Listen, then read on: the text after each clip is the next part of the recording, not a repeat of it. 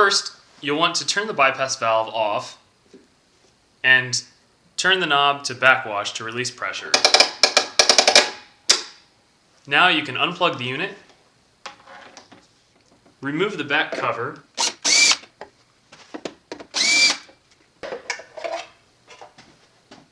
first you want to remove the piston guide screw from the top of the piston.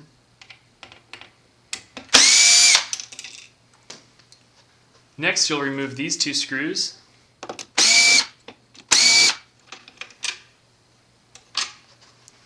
And now you can remove the power head. Next, you'll remove these three screws.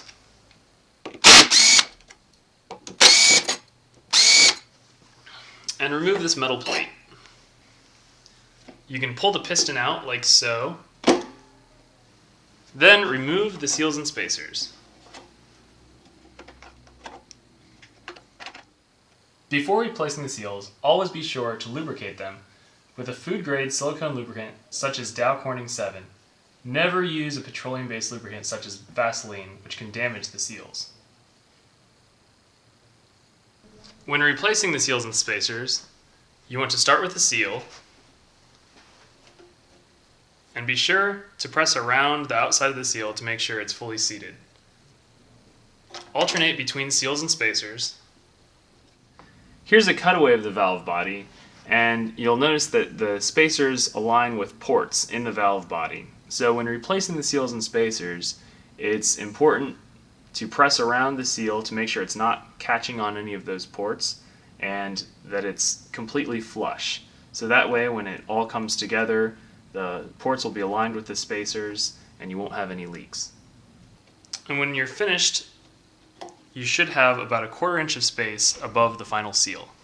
Next, you can replace the piston and the end plug retainer plate. You'll notice this is a little bit above the valve body, but that's okay. The seals will compress when you screw it down. Replace the 3 screws.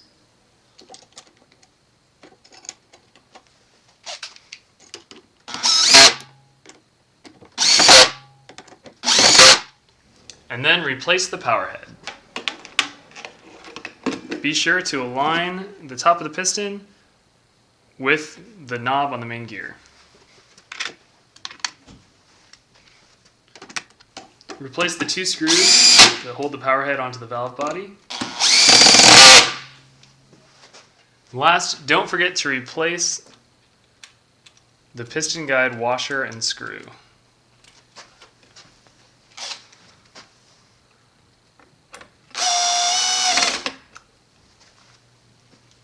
You can then return the valve to service slowly, and it'll be in backwash. You can plug it back in and let it finish out the cycle, or you can cycle it back to in service.